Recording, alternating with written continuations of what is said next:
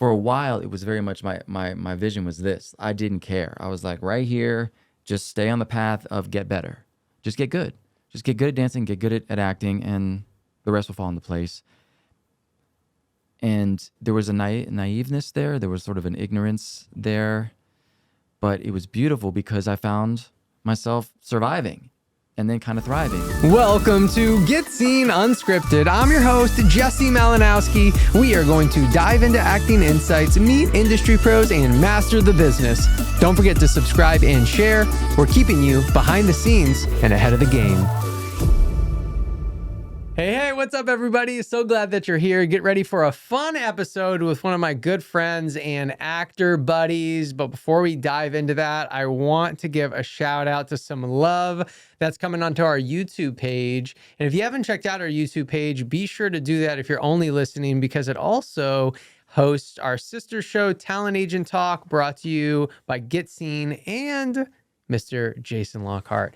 But Michael Ray Vaughn said, it's always so motivating and inspiring when you hear accomplished actors say how they got into this business not knowing anything. It really makes me feel like we're starting on the same playing field and that the dreams can actually come true if you stay consistent, focused, and determined. Michael Ray, you are so correct, my friend. Get ready to get inspired as we dive in with Mr. Josh Ventura. What's up, dude? What's up, Jesse? So I have to immediately jump into when I had casting director George Pierre on the show. He brought you up that you guys had a dance off at his house. That guy. He said, well, I said, did Josh destroy you? He said, well, I wouldn't say all that, but he was better. Yeah. I'd like to know what really happened in really your went down? opinion. I'll never forget Josh Ventura was there one day. I had a dance battle with him. I Oh, didn't. I hold on, lost. who won? I lost. Yeah, you lost. My kids fell in love with him that day. They was like, Oh, oh, he is Josh dope. Ventura, you're coming on the podcast. We got to hear your side of it when you destroyed it. I don't know George about- Pierre in the dance battle. I don't know about destroyed. He was better. he was way better. Like I was trying to, he was just like, I said, okay, you get my kids was like, oh. Did you like take him out? You embarrassed George Pierre? No, so here's the deal. George is never going to hire me again after this. So it's at the cookout. And shout out to George Pierre Clan, Teresa. So we're in the living room, music's playing, and I got to make sure I recount this correctly.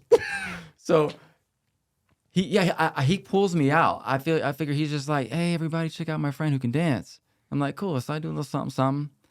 But then he comes after me, assertive. I'm like, okay, George. Oh. Well, and in my mind, I immediately go, all right, I'm in this man's house.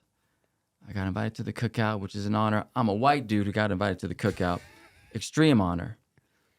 I can't do too much, but I'm a professional dancer. I'm gonna come out and do my thing. So I do a little something, and George comes right back out, and I honestly can't remember if we did like 3 or 4 rounds, but I just remember the round. Yeah, back and forth. he can move. So I feel like you didn't destroy him if I you didn't went destroy 3 or 4 rounds. I didn't destroy him.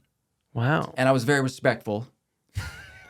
The man can move, but it's also kind of, he's going to kill me for this. It's kind of like the dad who used to get down back in the day.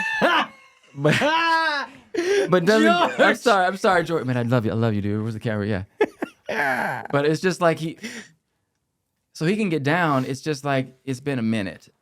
Oh, He doesn't it's been a minute. practice, anymore. So George. So but he's super athletic. He comes out and he's just like, he does the blow up, which I'll explain in a sec what that is. He comes out, rips his shirt right off. Oh, damn. Okay. And I lose. It's instant loss. It was like Mortal Kombat finish him. Like I was done. It wouldn't have mattered if I did a double backflip, head spins. So really he won. I mean, if you rip your shirt off. He went Hulk Hogan, full just, yeah, come on. And it was. You went full Hulk Hogan. Yeah, and he's very strong. He The is. dude is crazy strong. I never asked him about this if he did like sports or anything, but if you give him like a handshake or the dap, he's No, like you know what's real crazy though? So And I don't know how many actors like really can like recall this. I only can recall it because we've been doing workshops together for so long, and there's like pictures. And then, you know, George, this is just shout out to you. This is not insulting. Full if compliments. you look at George 8 years ago, 10 years ago, chubby, mad chubby. I think I have a pic of us Dude, on Instagram. He looks so good now. He looks great. Yo, you have done it Went up, back bro. to the So I don't know if he was playing sports, but like he's doing his thing now. He's doing his thing now, and I think the next time this goes down, he might be ready. Like I may have to. Well, wait. What if pull you out. did your moves and then you also went full Hulk Hogan? This is true. I think I would have to have tearaways. I just gave away my secret. Just, Yes. where you at, baby? In front of his whole family. That might not go over well, but Yeah. Do you want to hear a true story? So when the tearaways first came out, obviously, and like if you played sports, you had to have them, right? yeah.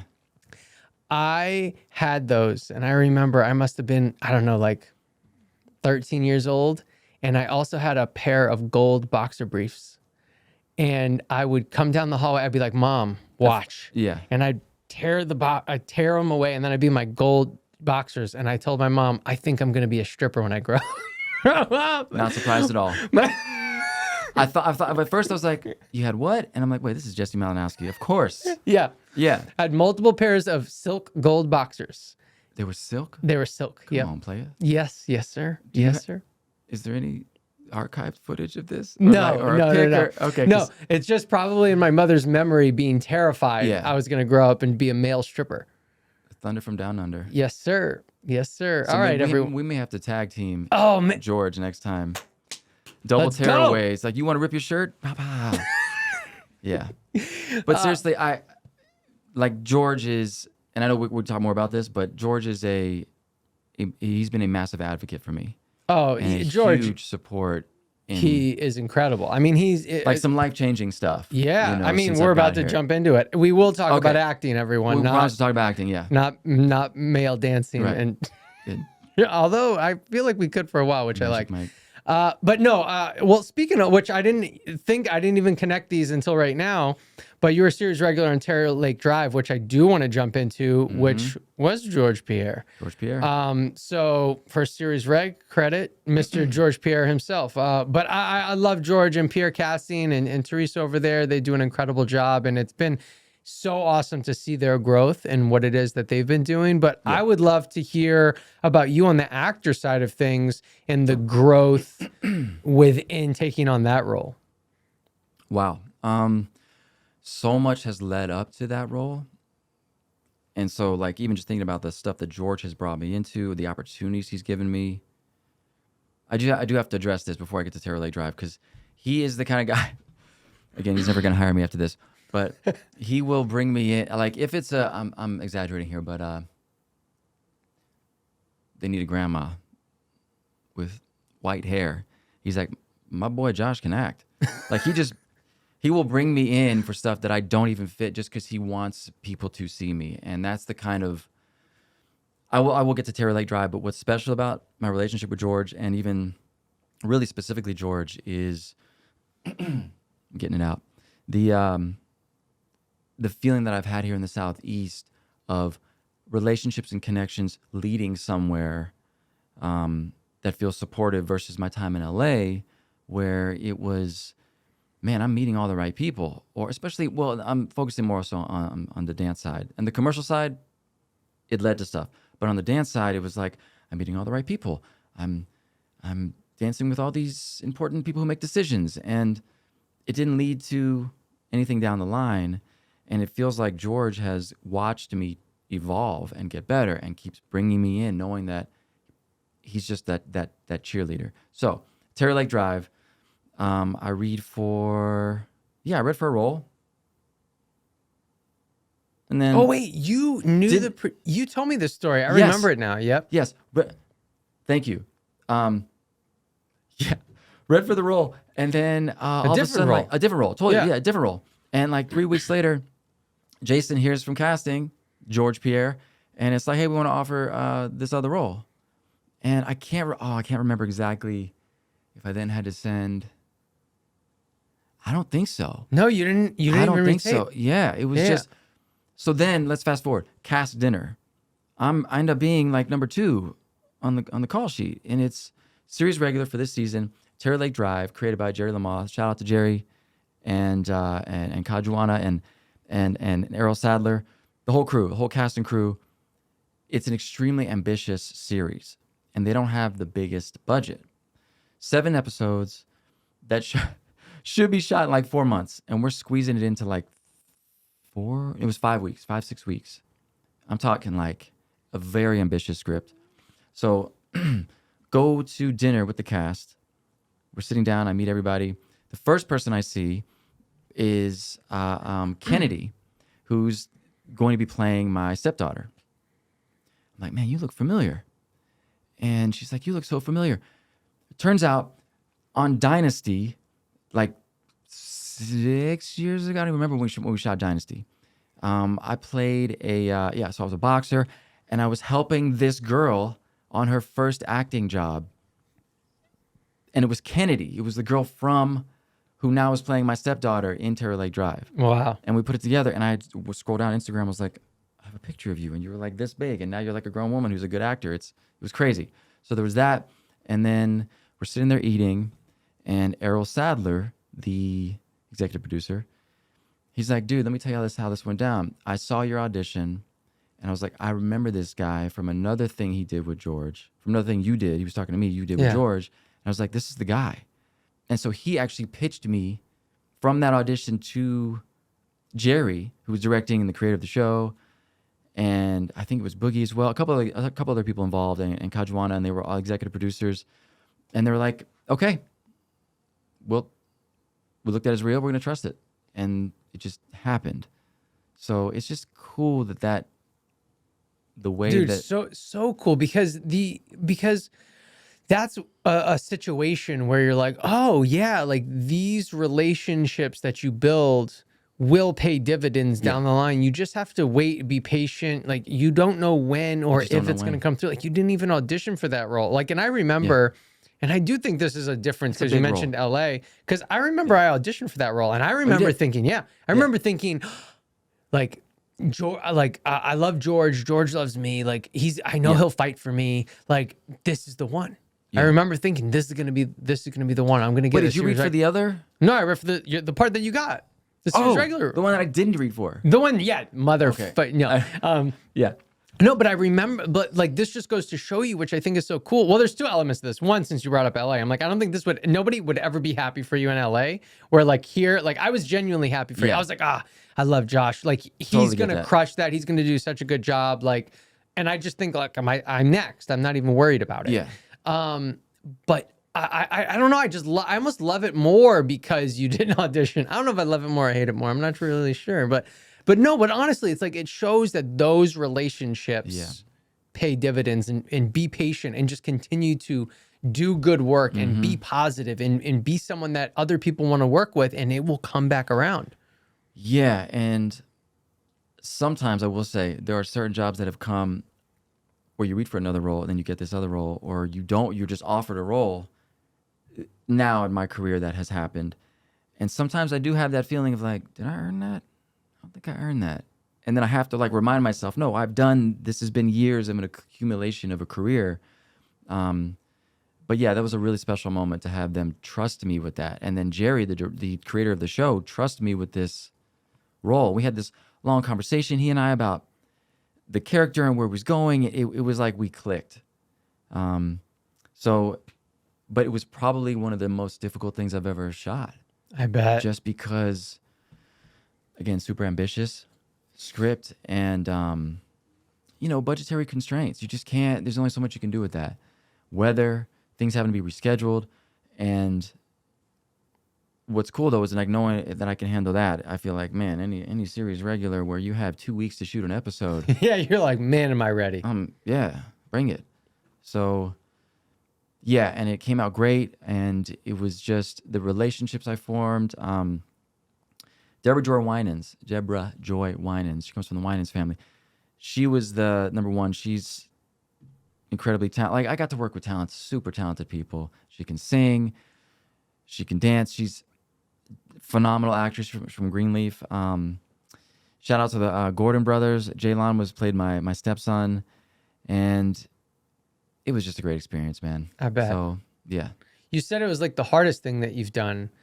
What? I think probably the most challenging thing because there was so much involved, and really just scenes and dialogue and being there all the time, and then things getting rerouted. We kept shifting. It was like, oh, and this is no insult to the crew or like production, but this is what we had to deal with. It was like oh, the lake house is gonna be ready. Oh wait, now it's not. So tomorrow we're shooting this instead of that, like, and going back and forth, and so if you're a series regular and you have 2 weeks to prep, 2 weeks to do an episode, and it's just that episode, and I know like there's Tyler Perry will shoot like 6 episodes in a day, so Yeah. I'm kind of in between that, but it was my first time, I think, having that amount of dialogue and the weight of the show in such a short amount of time. In the notes when you audition for Raven, you just need to be like, have done this already. Yeah. Have done in series regular in 4 weeks, just so you know. Yeah. I'm ready. Yeah, I mean, they do the Karen Moore is series regular on the Oval. Yeah. And she's one of our mentors. She said that they did, I think, the entire season in 2 weeks. Bruh. Yo. Yeah. Which is one of the shows. I know. And Brett. But yeah, that's wow. So these also were not just, it was like they're intense scenes. A lot of the scenes were rather intense and dialogue heavy. And so also what I mean by ambitious is like that wasn't edited because, oh, well, we've got budgetary constraints. We're going to limit this, and that. We actually had to cut certain things out on the day, but we'd go in like, no, we're going to film this whole thing. We'll make it happen. Yeah. So it was great to be able to, the experience was amazing because there's no time to judge. There's just time to be present. There's no time to go, oh, I should have, but oh, I could have, if I had more time, if we had worked on this more. You're just like, on to the next one. On to the next. Next, we're making this happen. So, yeah. I love that, man. Go ahead. No, so one of the things I do want to talk about, and this is a recurring theme I think today, and this will be, I'm trying to stay on the actor focus thing. When you get to that point, series regular, it's like, or even a recurring guest star, a top of show guest star. You enter a different tier, and I feel like nothing for me changes in terms of the joy I feel when I get to set, but there is this sort of feeling of, man, the crew's tired. The crew is beat. And so, yeah, you might be tired, and the rest of the cast might be tired because we're doing long hours. It's a lot to take. But I'm asking this. Can I curse on this? Yeah. S-H-I-T? Because I don't know. I don't know if you have like young kids watch it. I don't know what the demographic They is. might, but there's curse YouTube. words out in the world. Exactly. So, yeah, I'm asking the shit out of it. I'm like, I am so happy to be here, and I will make that known to the crew. How are you today? What's up? How you do? I will smile, even if I know they're beat. And to me, that makes a difference. I've noticed that makes a huge difference in anytime I'm on set. I love that. So, I love that. And I love that that's something that's important to you. I have I have taken note this year in my career, the power of that as well. And how I'm looking at it is like being a leader on set. It's bringing that leadership to the set, and that affects everyone. Yeah. And how can you affect them in a positive way? This is true. I never viewed it as leadership. And that's really, I guess, more so what it is. It was just kind of like energy. Like, this is a team thing, man. This is UNITY. Like, we are doing this together. Please be nice to your crew, your base camp, your PAs. They work long hours. That a lot of crew is there before us and they're there after us. So I really am like a proponent. I preach that, like being kind to them, even when stuff's not going your way. You get the wardrobe. This is not the shirt but cool. Like, there's a tactful way to approach all those situations. So yeah, just I want to mean, mention it's that. just it's just knowing that like everyone's doing their best, everyone's on the same mission. I mean, Yeah. I don't know, being kind is free, right? That's what I'm saying. Right? It Like is free. Yeah. you know, I want to like skip to because It will you cost do you have such a great nothing. energy. You're very positive. You make Oh. the people around you feel good. Like, where does that come from? Why is that important to you? Because it's not. You know what? Well, actually, I'll take it back. Is it kindness is free? You know what? It's technically not. It does cost your energy. You have to, I think, on purpose, This is true. do it. So Yeah. so I take back what I said there. But so why is that important to you? How are you able to do that in such a fantastic way? Because you really do. First of all, thank you. It's taken me quite a long time to accept compliments and just be like, thank you. You wanted to deflect it? Possibly. Oh, all right. Maybe like 5 years ago, I would have been like, well, but there's yeah, just owning that because it's Yeah. true. And I do take pride in that. There's a whole bunch, there's like a whole nother podcast about optimism and positivity. So, And your lack of deflection now. and my lack of reflection, yeah, being able to accept compliments. Yeah. So there are a couple things. And you already know, thousands of auditions just to get, first of all, just to get an agent. Like, so I did spend time in LA, and just to get an agent, TV film agent, that really didn't even happen. Came back here, got the TV film agent, just getting in front of the casting directors here. Just the years of like pursuing entertainment with these goals in mind. And you think about the thousands of auditions, and the practice, the technique, the process, the getting better, and the judgment, and then you go visit your relatives who are, how's the hobby? You know, so you're still doing the dancing hobby and the acting. Are we going to see you? And then some of they're Middle Eastern, anyways. So on my dad's side, so they sound like that, and it's all about a hobby. And I'm just saying, like, you think about all the time and energy. So for me, just getting on set is such a joyous experience, dude. When I get, and I know I'm getting off a tangent here, but this is part of the joy. It's like, man, the highs and lows, right? And you work so hard on it, which I love. I will say, maybe it's masochistic, but I love the work. I love working at things. When I suck at something, working at it to get better. I love kind of sucking and then getting better. But it's a constant realization when I get to set, the opportunity to go to set. I don't care if I'm exhausted, I haven't slept, I have anxiety, I don't care what's happening, I'm grieving over something.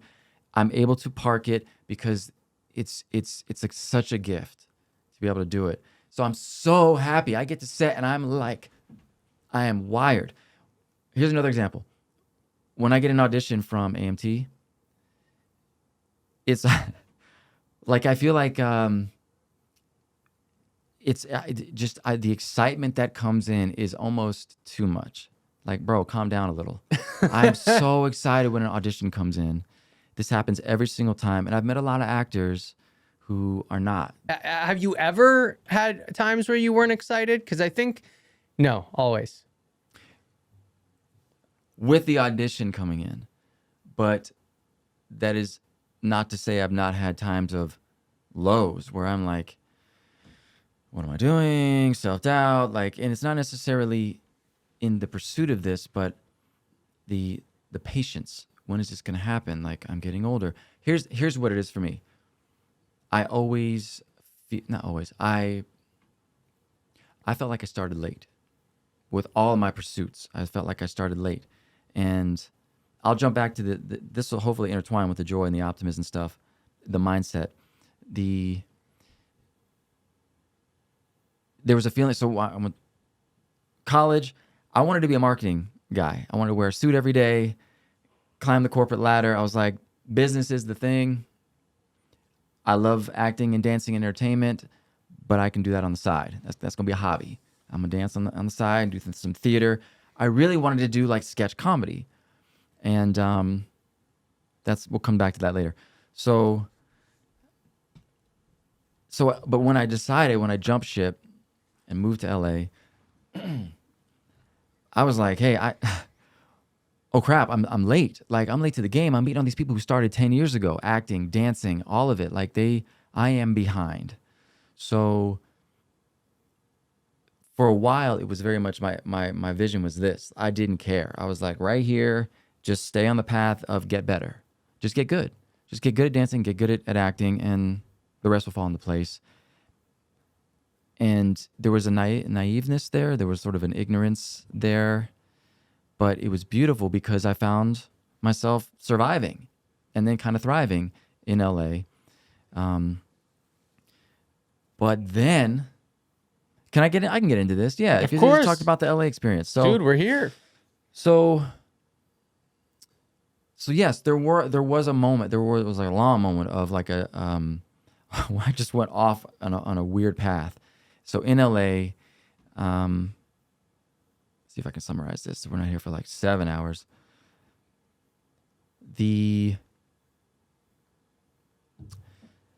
had some really instant opportunities because I went there super free. I didn't care what anybody thought. I was like just extremely free. This is who I am. And so when I initially went to LA to rekindle my relationship with my dad. And I did, but then I ended up staying. And I joined like 3 dance teams, started taking acting class, joined Improv Olympic, and Second City Improv. And then I started emceeing parties similar to you. Yeah. Yeah, like bar mitzvahs, weddings, like corporate events. And I'd already been doing that through college here, but I basically just stayed. I stayed in LA, and there's a long story to this, but I ended up meeting a cast director who was like, yo, you got talent, let me help you. Then I started going on auditions, got a dance agent, got a commercial agent, started going on commercial auditions and a couple TV film auditions. But I was super free at the time. Like in other words, what I'm trying to say is like, I just didn't know better. I was just so free that I didn't have necessarily the ability to self-evaluate. And then I became self-conscious over a period of time because I would go into the audition room and there's, a line of dudes, just all specimens, and they're all wearing, I started to realize like they're all different than me. We're all white dudes, but like this guy is wearing like, he's got a chain. He's got like a super deep V. He's like super jacked. It was like all these things. Like none of these guys are wearing color. I'll come in there bright blue, just this is my personality. And so there was a period of time where it just started hitting me like, wait, I'm different. And instead of recognizing that as an asset, I immediately started to try to make myself look like these dudes who have been in the game for a minute. And every time I talked to him, I don't know if it was true or not, but there was stuff that they would tell me. It was like, yeah, you got to do this, you got to do that, you have to wear this. And a lot of it felt fake and inauthentic. But the point is I started to become self-conscious. And during that time, I was also pursuing dance. And then I think I started to hide in dance. Dance took over my life. I was like, yo, I only have a certain amount of years to do this before my knees blow out. Gotta do this. Like, so the acting thing, the pursuit of acting took a back seat. And I started just doing commercials and dance. So even though I was taking an acting class, I wasn't pursuing acting. I was heavily, and then I became comfortable getting dance gigs, booking commercials that are paying I'm good. And then just full on dancer, like practicing 6 hours a day. Oh, wow. And then fast forward many, many years later, I realized this is not what I want to be doing. I want to act. Like this is the thing I want to be in TV and film. And so I had to park. I had to stop. I had to like somehow separate myself from the dance. But really what it took was me having this realization of, oh, what was I doing when I first came out here? I was just being me. I had to recognize that being me and whatever that is the asset. That's what's going to get me hired. Or allow me to at least connect as an actor. If I can't connect with who I really am, how am I going to connect with this scene work? So I hope this is making sense to you. Like, Yeah. so there were just a lot of ways that I was creating obstacles for myself. So yeah, there were times of like, even though I was extremely happy during that time, there was a moment where I was like, it just had an epiphany. I was like, oh, I'm not pursuing acting. I'm just dancing. Dude, I think that is And- such a valuable thing though to bring up, is because so many people I think that they're going after things. Mm-hmm. And when they actually, if you take a step back and you look at your actions, you're like, oh wow, I'm not really doing this. Yeah. You know what I mean? Yeah. And this isn't like a shot at people like doing background work or anything, right? But like the amount of actors or getting sidetracked or that are just like, yeah, I'm an actor, I'm doing this, and it's like, you're doing background work. I mean, that's just not the same thing. Like if you want that to be the thing, that's fine, but like you're not doing it like you really want to be doing it. So like just be honest with yourself. And so like I love that you had that journey and that epiphany, really, you know? Yeah, and that's something that it's like I mean, that's that realization, that ability to take a step back and say, let me be honest here. And am I navigating through fear or an open heart, or am I making excuses? And I mean, that's a whole other conversation, but there were definitely, there was that epiphany. And so I immediately shifted, and ended up with a trip to Burning Man. And just like there's a whole thing that happened in LA that we could talk about another time, but it's a yeah. So I'll say it like this. So one of the stories, here's what I ended up. I ended up just being like a nomad for a minute. I knew that this was happening. I knew that I needed to figure it out. And so I got rid of all my agents. I kind of sold everything I owned. So my car. Really?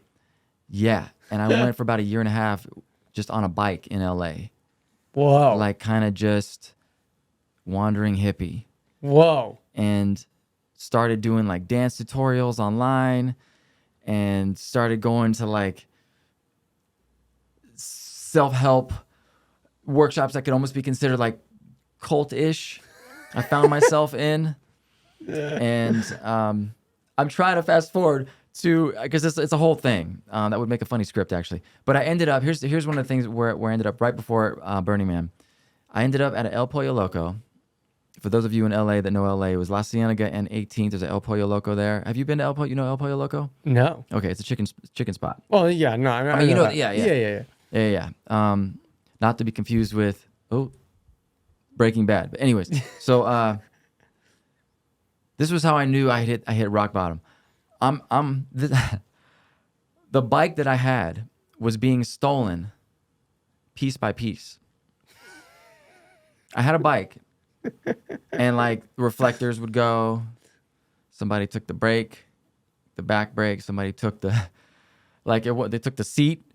And at one point, I was just like, I'm riding around this bike with like one brake and no reflectors or anything. And I'm like, all right, well, I'm gonna get some food. I'll go to El Pollo Loco, and I pull in on my bike, drive through. It's nighttime.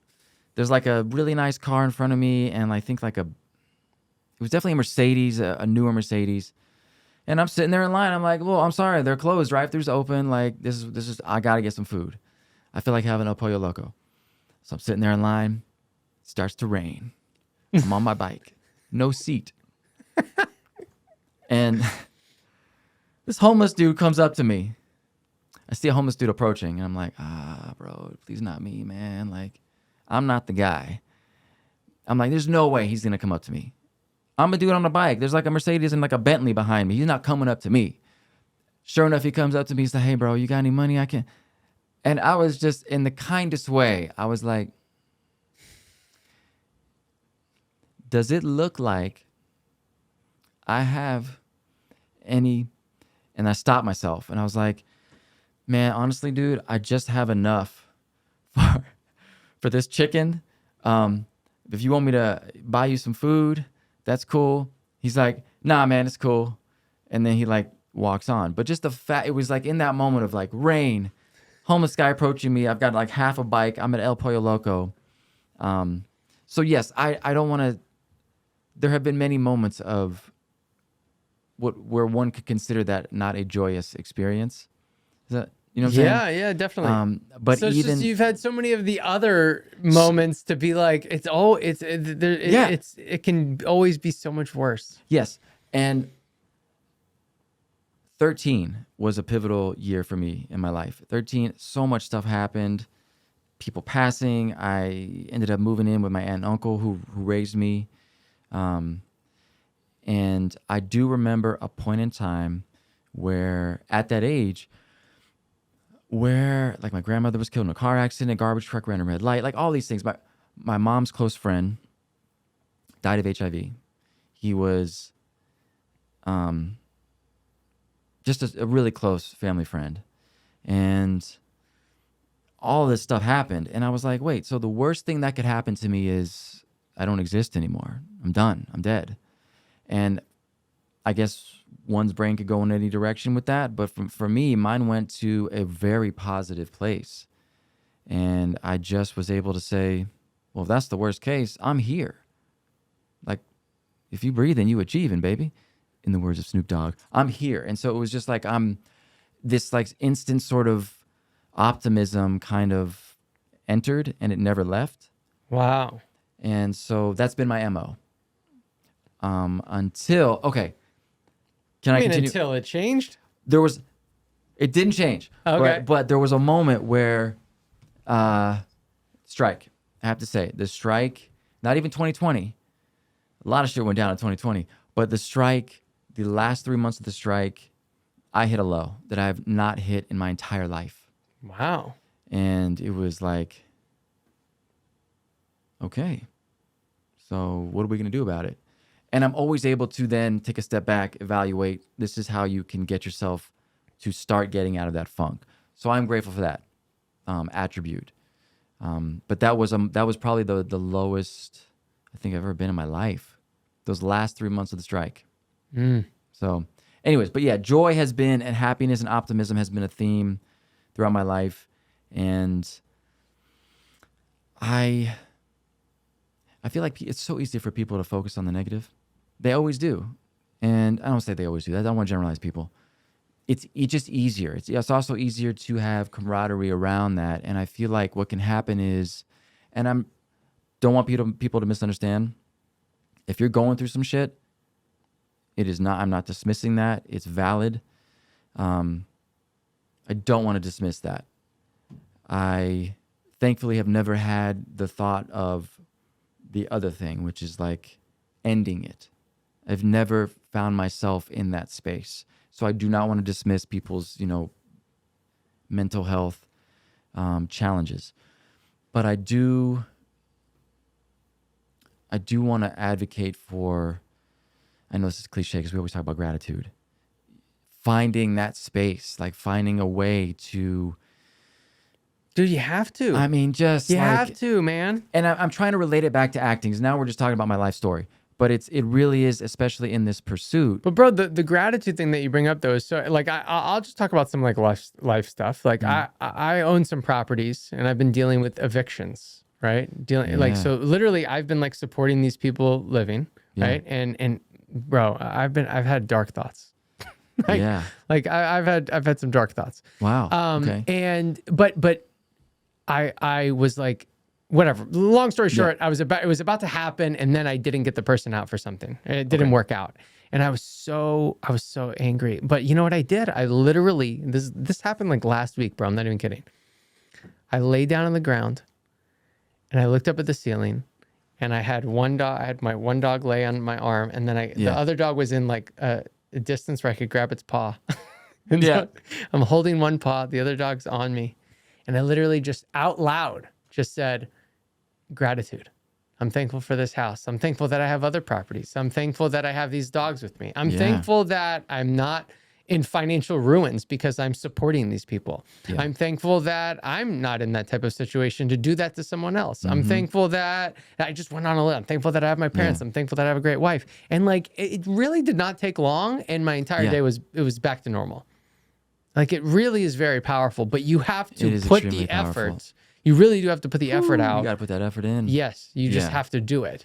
And that is surprise. I appreciate you saying that because you are like a very, I want to say almost past optimism. It's like, nah, man, life is good, baby. Like at all times. To the point where, and I'm not. It's just like I have a friend I grew up with who, it was kind of like he was so happy all the time. It was like, dude, can you take anything serious? And I'm not saying you're like that, Right. but you are in that. You practice that. I feel like what you preach. I do. So, I absolutely there it do. is. Like I'm gonna get you. it takes work. Yeah. It takes work. Oh, I see. You see it? Yeah. Thought it was an eye floater. No. Nope. Yes. Good.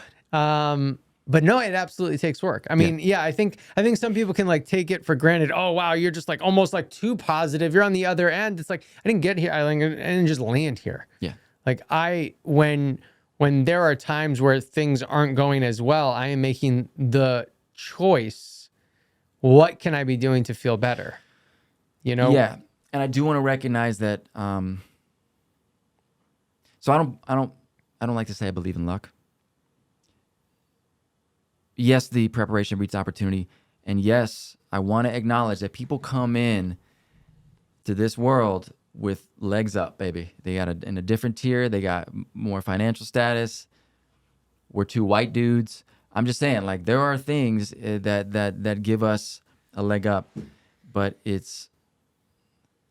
I do think sometimes that those struggles can allow you to, they really do. I mean, as cliche as this is, it's like it builds that ability to, that discomfort can allow you to make that choice, right? Like you do choose wherever your situation is to be happy or not in this situation. Yeah. And that is extremely powerful when it comes to the pursuit of this career. Less so now because we're just, I don't want to say less so. It's never less so. It's just, I do like, there are, now I'm shifting into like the in-person, in-person auditions versus like Zoom, right? Feelings, because you talk about my energy, your energy. That's a big deal, man, when people feel that. And I think that is lost a little bit in Zoom or on camera.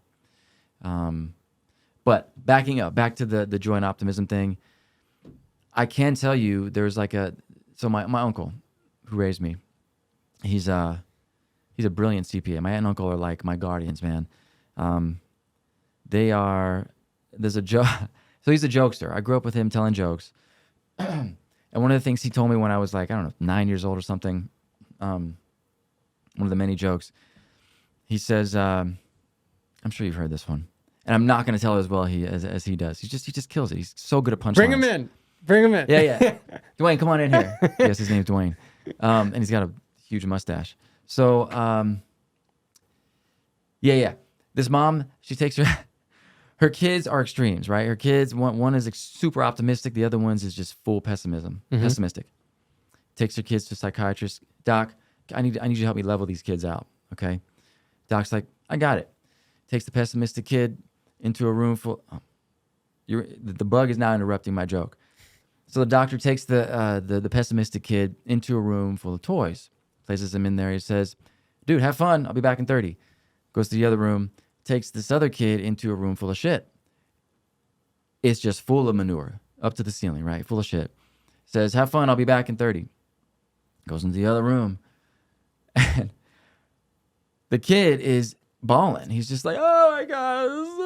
The doctor's like, yo, what's the matter, homie? And and the kid's like, I might break the toys and then I'm going to get in trouble. I'm going to be grounded and then I'll never have any friends. And the doctor's like, okay, got to work on this one. Come with me. And they go and find the brother. They open the door, flies everywhere. And they look at the kid and there's Johnny digging. And the doctor's like, Johnny, what are you doing? He's like, man, with all this shit, there's got to be a horse in here somewhere. And it's like one of those, as an adult, you're like, okay, that's cute. But he told me this as a kid, and I laughed so hard as a kid. I was on the floor. And for some reason, it stuck with me, and that is literally my MO of like, well, the house is burning down. There's still a choice to be made here. So, anyways, that kind of defines the journey of optimism or joy or whatever in my life. And I love that. I love that. You know, bringing it back to craft acting. a little bit. I remember, I think is this when we became friends or met? Was it on the Rooms to Go commercial? Do you remember that? Yo, what? Oh my gosh. Hold bro, on. that was Actually, so wait, that's so crazy because that was the one, right? Yeah. No. I can't believe though that because I was gonna bring it up. But I'm like, oh, for me, everyone, this is how it goes. So the commercial, Yes, please, the casting director is playing We Will Rock You. You go in like one at a time. So what's happening, because you're in person at this time, everyone in the waiting room hears you singing and dancing to the song. Right. So you actually have all this time to generate all of your anxiety. And so I remember thinking, I'm going all in. I'm going full Hulk Hogan, right? Oh, that's what I was thinking. Okay. But for you, I was like, you must have been in your glory. You must have been like, I'm about to destroy everybody. Like that's supposed to, like, is that what you, but it didn't seem like that's how you went in. Do you remember the audition, the actual? Yeah. I mean, I know what I did, which was just like, I just blacked out. I just went in hard. But I would have thought you would have been like, I'm about to crush everybody. This is going to be so easy. But I don't know that I thought about, I don't think I thought I'm going to crush everybody. I just thought I didn't, because I didn't know. That's right. I don't think I knew at the time they were going to hire like a group of us to be like chanting. Right. Yeah. The commercial's so... It's a funny one. It was a lot of fun. It's a lot of fun. It was so fun. Yeah. And so I guess I just thought like, well, it's me. They're just going to try and potentially do one. And you never know. That's the thing. You never know. Never know. But I thought, man, dancing, I'm going to, I'm a step, baby. I'm gonna start. So I think I'm trying to remember if I probably ended up doing too much. Obviously not. You booked it, which is fine. Yeah, I'm just saying like, but I do recall like let's just stick to the dun. Oh really? Dun. You know what I'm saying? Totally. Like, we appreciate your talent. I'm creating a new song. I'm pretty much just making a new song. Yeah, we don't need for Queen. Sure. Yeah. But when I love that commercial audition to me, like just embodies this, like you just have to like go all in, or at least I don't know. That's how I felt with it. How often when it comes, because you said you book commercials in LA, and I know that you're booking them now, and I think to make a living as an actor, you really need to be able to do both. What advice do you have for like the commercial acting? Is it like go all in? Is it trust yourself? Is it be bold? Like what is it? Like for that one, it was like so wild. It was so fun. Yeah, and scary. Like yes. And I've heard one of the guests you had on. You guys talked about like actors who were like, to do commercials. It's beneath me. Yeah. I've never in LA. Hell no, that was never the case. I'd never met an actor who was like, nah, bro, I don't do commercials. Like, it was like, yeah, man, we got to make this money to pay this rent so we can keep pursuing the other thing. Like, they don't have to be a bartender. Yeah. You know, I've got now rent now for especially back then when you're making a lot of money. I mean, just a perspective, like I did a Burger King commercial. I played the king. You did? I was the king. Oh my gosh. It was the craziest. Yeah. I didn't know that. Oh. That's incredible. Yeah. And this was like the height of like my dancing. So, which is actually a funny story. Because the guy who normally plays it, he's like 6'5". He's been doing it for years. Like he's just like a contract. And he's the nicest dude. He was like, one day I just walked into this audition. They were like, you're the guy. And like it like funded his whole career to be able to pursue acting and not have to worry about anything else. He's the king. And wait, would you get residuals? Yeah. What? Wait. Why? Wait. What? Would you get residuals being the king? Yeah. You have the whole helmet thing on. I know. What? This makes no sense. Because you're a principal. Because there was oh my God. Yeah, there was a whole thing of costumed. Let me back up. I booked that and then ended up booking a bunch of commercials where they needed people who could dress up and be comfortable in very difficult to wear costumes, but could move.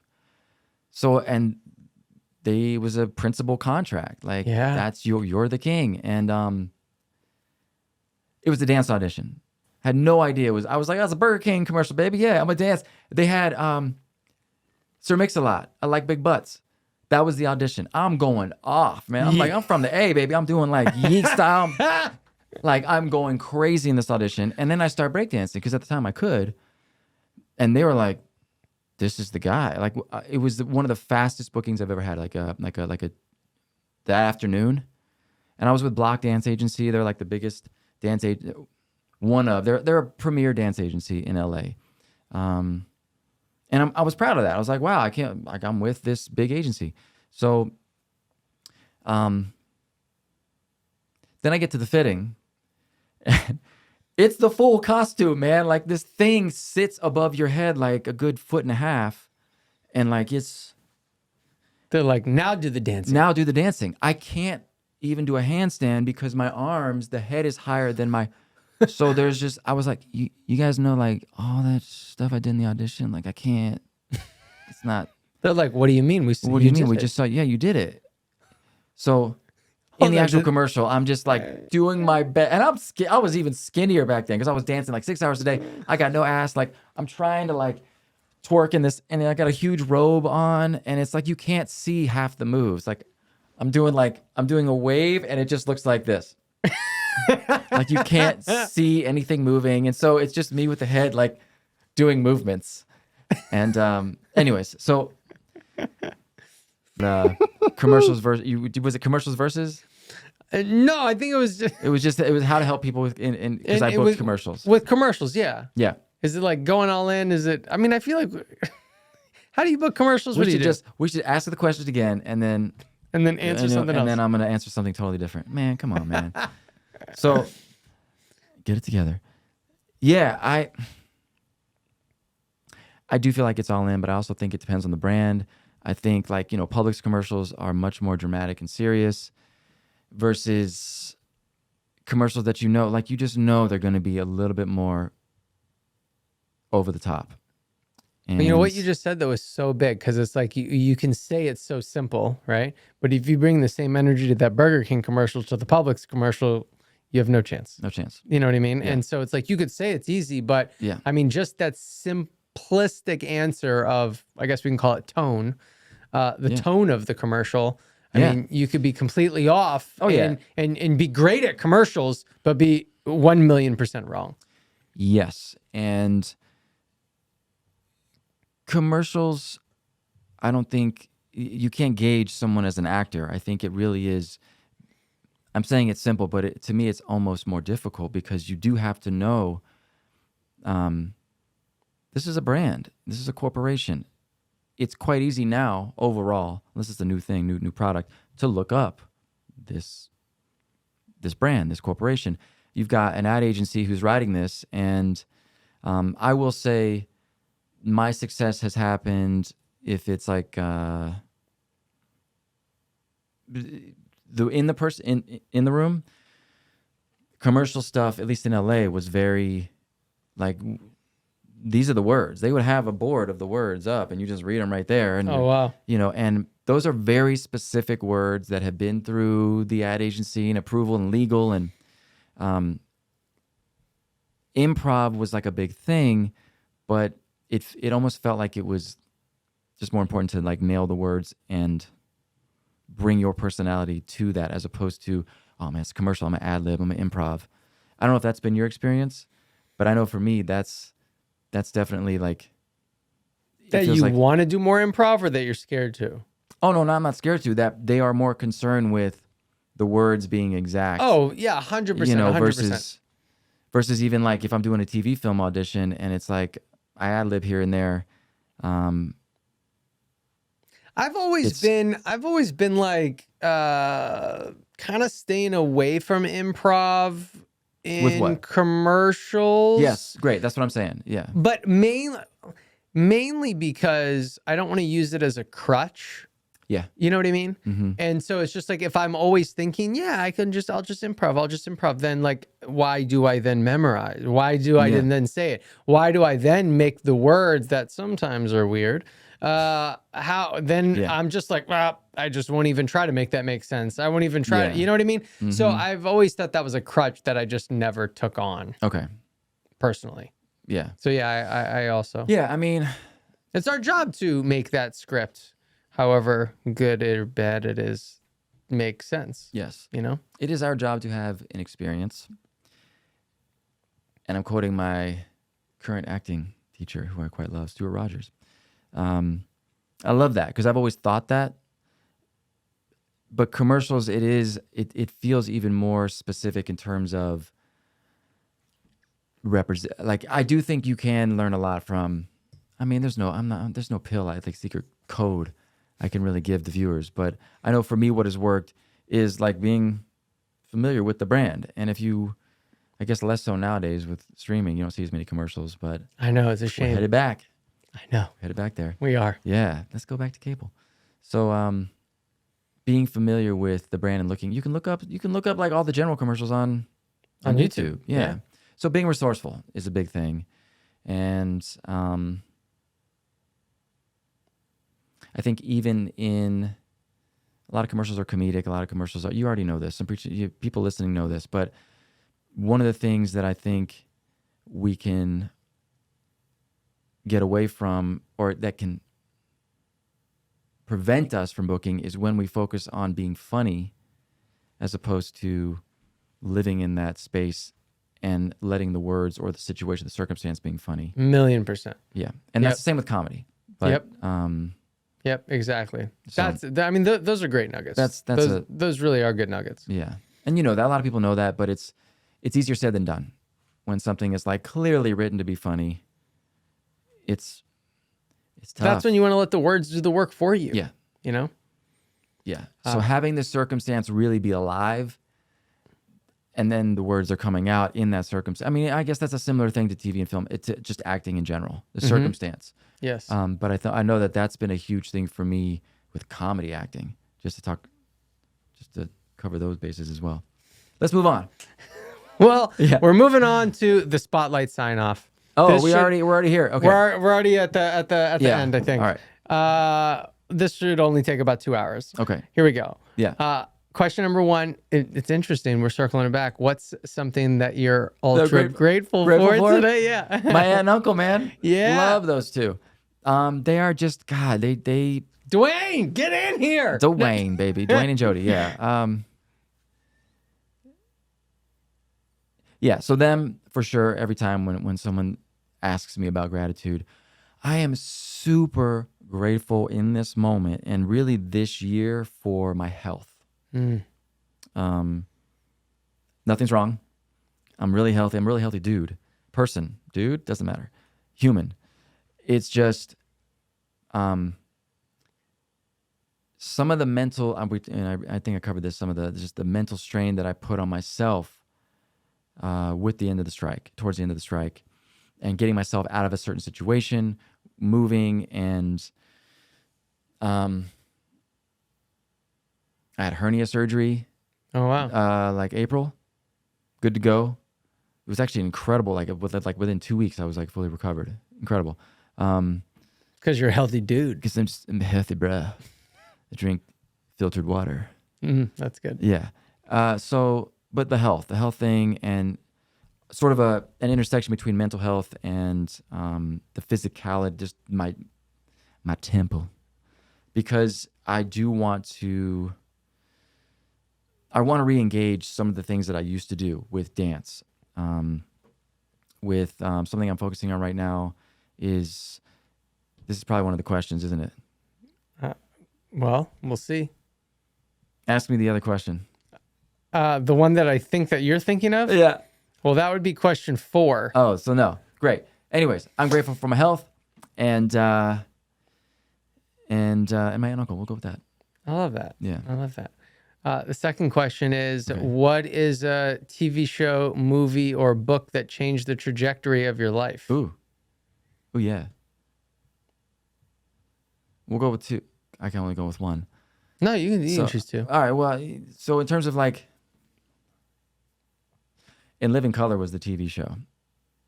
In Living Color, the Wayans family, David Allen Greer, Tommy Davidson, Jim Carrey. I was too young to be watching that show, but my mom let me watch it. And it provided me so much joy during a rough period when I was a kid. And it was like I'm watching it going, this is what I want to do. I want to do sketch comedy, which is not at all what I do. But at the time, that's what I wanted to do.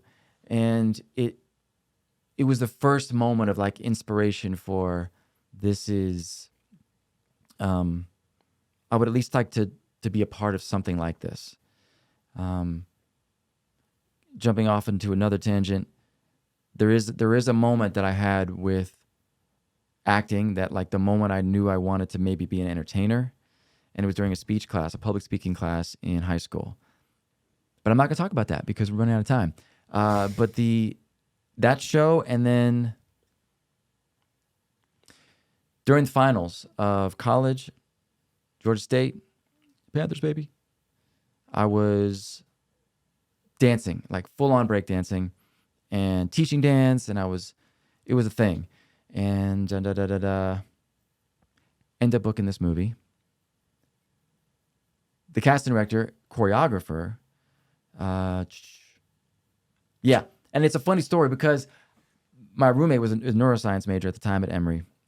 He's got his neuroscience notes in the background, and I take a picture and like print out this black and white headshot, and I bring it to her, and she's like, what is this, a mugshot? Like, it was, okay, clearly you don't know what you're doing. But I booked. She sees me a couple weeks later at teaching dance at a dance studio. She says, hey, you do that kind of dance? I got another role for you. Are you down? I'm like, yeah, I'm like 20 years old, of course. Great. So she's like, great, we'll send you the information. So I get to set. They had me go into a church. I have no idea what I'm doing. This is my first time on like a massive set, aside from like extra work I'd done or background work. And I'm tying my shoes, and I look over, and I see this really beautiful foot. I'm like, ooh, those are nice sandals. And I look up. I'm literally down on the ground. I look up, and I see this angel, and she goes, hi, I'm Beyonce. I was like, hey, I'm no shit. Like, I didn't say that, but it was just like, oh, I'm working with Beyonce on this? Oh, wow. And the movie was The Fighting Temptations. This was back in like 2003? Something like that.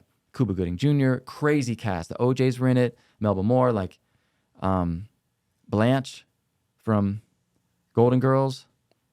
Doesn't matter. It does matter. She's phenomenal. Say, I'm not going to come up with the name, just so you know. And so, and the reason I bring that up is because that was the job. It was a job, and it was the one that was like, here I am about to join. I'm about to become a marketing executive. Like, I had an internship. I want to wear suits every day. I want to do marketing. They were going to hire me as an account executive. And I said, wait, maybe I can do this for a living. I mean, you are dancing with Beyonce. Dancing with Beyonce. So I do have that written in my resume. It's like I was in a choir with Beyonce, because I was. The whole second half of the movie, I'm in there. Nice. Anyways, that movie is definitely one of those pivotal. That's being awesome. A part of it. Yeah. Anyways, that story. I love that. Question 3 is, what's something within your daily routine that you really cherish? Sleep. Give me that sleep, baby. You like to try? Are you like biohacking it? I'm trying. Yeah. Trying new things. What are you doing? That's a whole nother podcast, man. Yeah. Get Candy in here. We'll have Candy. Yeah. But I cherish. It's so important. Do you wear the blue blocker glasses? You wear the sometimes, glasses? yeah. Or I'll just put on the filter on the computer. Oh, okay. Because a lot of times it's late night computer stuff. Mm-hmm. But yeah. But I mean, what are your lights? The lights and stuff. Yeah, lights, bringing them down. It's the sleep thing is super important. But honestly, in terms of like a daily thing, I write a to-do list every single night, no matter what. Even if it's, I gotta get better at that. That's good. Even if it's like I have to email myself, like I'm about to go to bed and I forget. I'm like, okay, tomorrow I gotta get laundry. Sometimes, I'll do that. Got to get back to Jesse about the podcast that I keep trying to push. I'll tell you right now, these to-do lists don't work. They don't work. They don't work because it took so many emails. I know, but we're here. And now I have no idea what I talked about for the last 5 hours. So, to-do list. And then, but the other thing is like my own version of what people would say like meditation or getting myself into a joyous space is still my connection with music. At some point during the day, I'm putting music on and I'm moving, and it just puts me in a zone, a space of just literal joy. So, Dude, it connects me. Thank you. I just want to say thank you, seriously. Oh. Because one, I gotta do the to-do list. I gotta get better at that because I do it and it helps. Yeah. The next thing, I know you got to-do lists. I've Come really on. been trying. I've really been trying to dance more. I'll dance by myself. I'll throw the music on loud. Problem is, Candace doesn't like the music loud. So she's like, "Why is this music so loud?" And I'm like, "It's fucking club in here right now." Yeah. Because that's why. It's Club Malinowski, and baby. So Put the ridiculously large Bluetooth on. yeah, I guess so. I guess I could do that. Anyway, when she's not here, music's up and I'm dancing, baby. In the golden undies that you still have. Pull them out. Put them Game in. time, baby. Yeah, but you got to tear away before you start. Yes. Got to tear away. Hell yeah. That's yeah, so dancing and music and just like I believe it keeps me grounded and connected to my childlike imagination, to that sense of wonder. Yeah, that's good. So That's yeah. good. Question 4 is, what's something you're currently trying to improve in your life? Did I just? Oh, I mean, you kind of talked about yeah, they intersect. Yeah. Oh yeah, because I said the health thing, and then the acting is always there. I feel good. I feel proud to be able to say, especially on a podcast where we're talking about acting, that I'm never gonna suck anymore. Oh, that's pretty good. That's a huge I'm never statement. gonna suck anymore. I mean, God, That's that a seems like. I mean, that almost huge- seems like such a low bar, but like so powerful at the But same you know time. what I'm talking about Yeah, as I an do. actor, like Yeah, to be able to say, no, I'm good. like every audition I do is gonna be good. It's gonna be It good. might not be like my best. It ain't gonna be Gary might Oldman. not be the but, best. Yeah, but it will be good. yeah, and that's I'm not kidding. It's not meant to be like a I'm.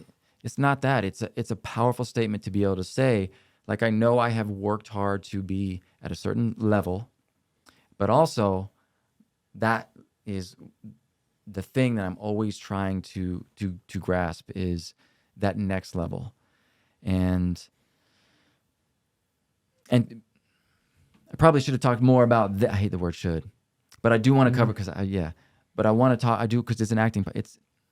I want people to hear that in terms of what I'm trying to. Can I talk about this? Like what I'm trying to reach, or are we trying to end? You go. Because you go, boy. I know You go. I know you got things. You got businesses to run and houses to take care of and people to not evict. It's Oh no, they're getting evicted. yeah, y'all are out. We- Bye. It's terrible.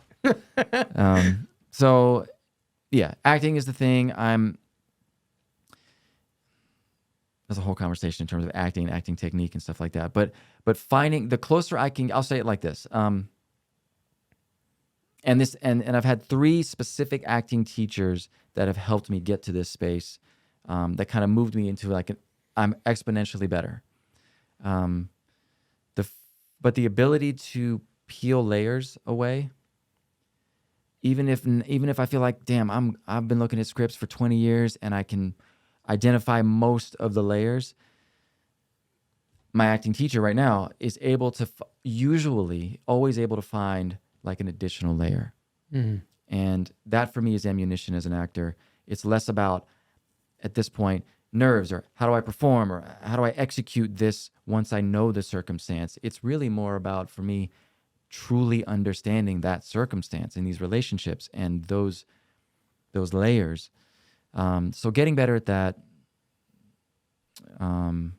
maintaining the work at that, and I say that because I want to exist in the utopian space of acting.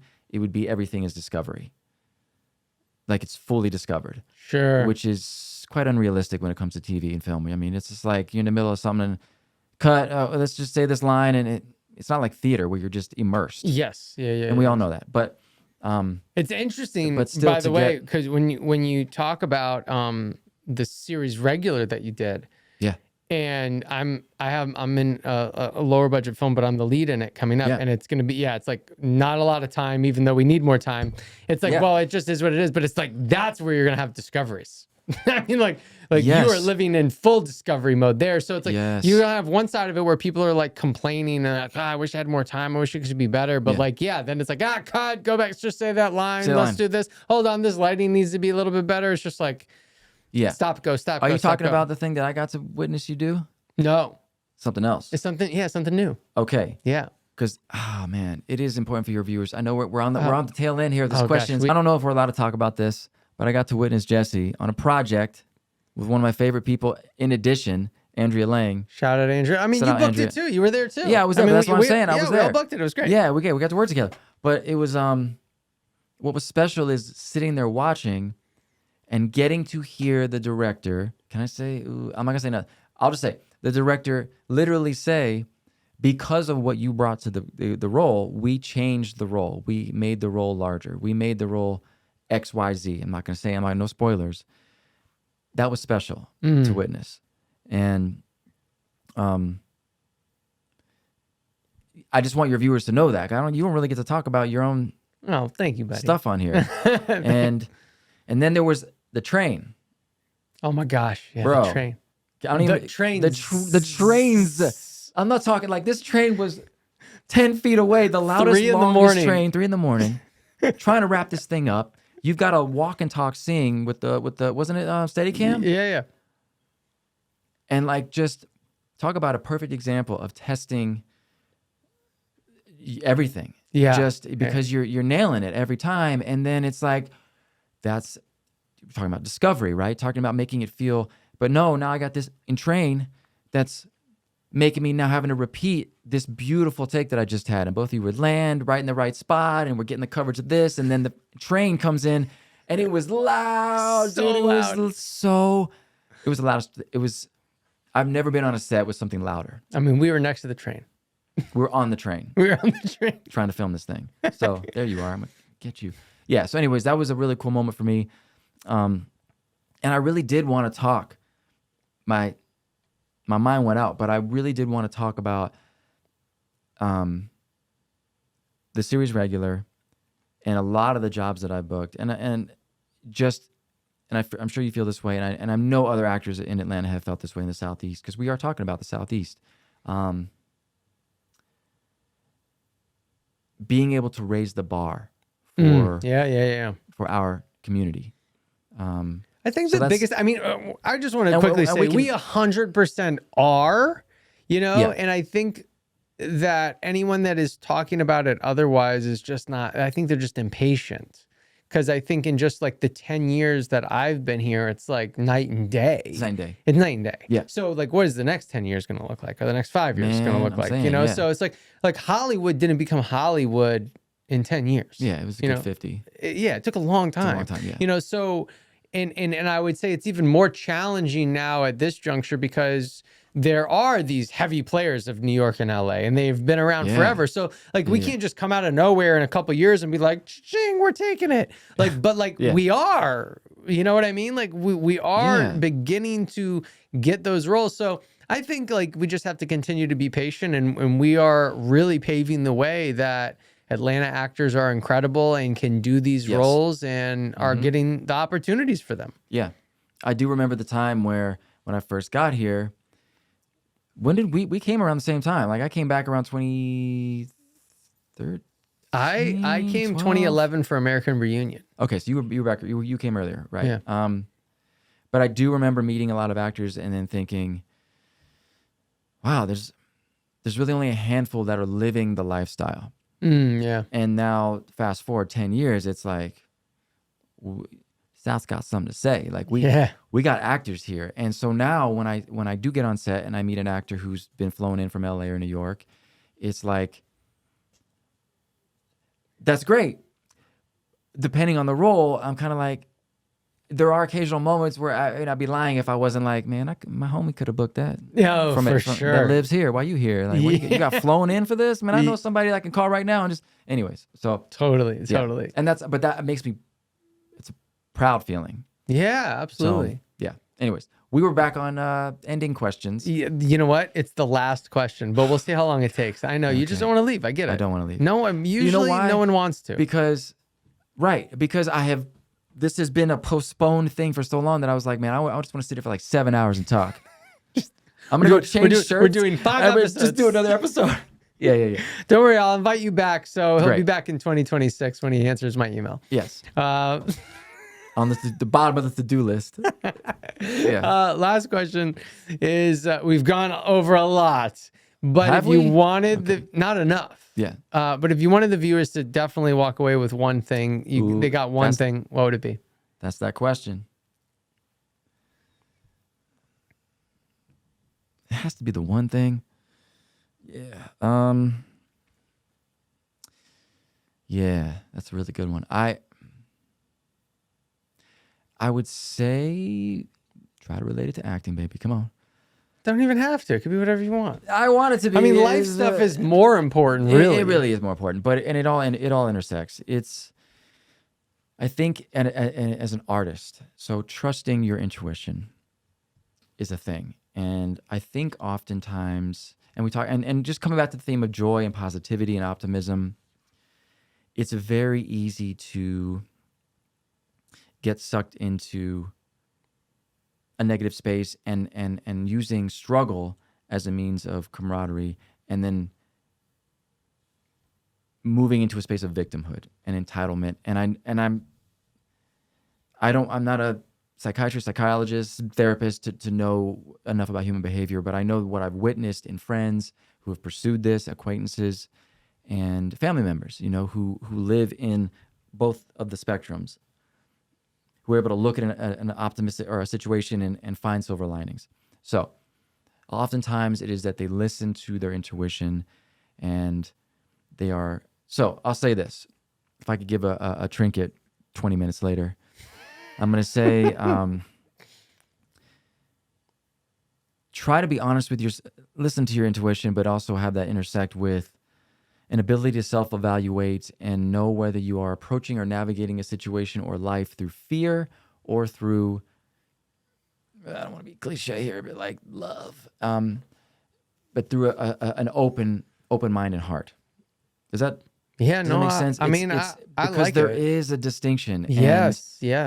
And then, of and course, you are going to respond differently. It's all about your state. If you're in a state of fear, or if you're in a state, or love, and like you will respond differently. Yeah. So those two things, and oftentimes we can't self-evaluate. We're too close to it. We're too close to ourselves.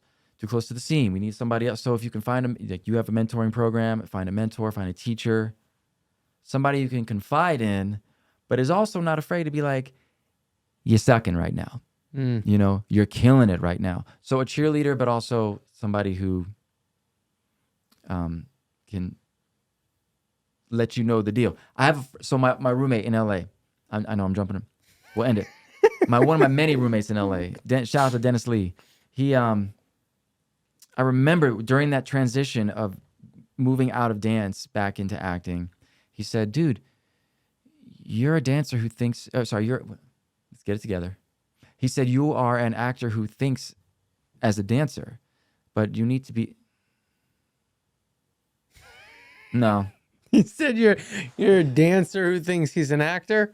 Let's back this up. It was the simplest, it was like the simplest statement. So simple you can't say it. I can't even freaking say it. Words. Swear I'm an actor. So, no, he said, yeah, you are. You're an actor who dances, but you view yourself. You're putting yourself out into the world as a dancer who can act. Mm-hmm. And it was just one of those conversations we were having about. It was just, again, relating it to a friend who was saying, "Hey, this is how you are. This is what you're really putting your effort into. It's not acting, it's dance." So, anyways, that didn't hit as hard as I was hoping for. But how do you know? I don't know. But you know. Yeah, So, you do. Yeah. Josh Ventura, it was a pleasure, my friend. You as well. Thank you. Dude, so glad to get you here. Thank you for being here. Thank you for sharing, being vulnerable. It was great to have you, man. It's good to be here. All right. All right, man. Everyone, thank you for watching. If you're still here all the way to the end, bravo. Subscribe right now. Hit the review. Let us know how much this podcast is affecting you in your journey. If you're on YouTube, comment and let us know as well. Josh, thank you, sir.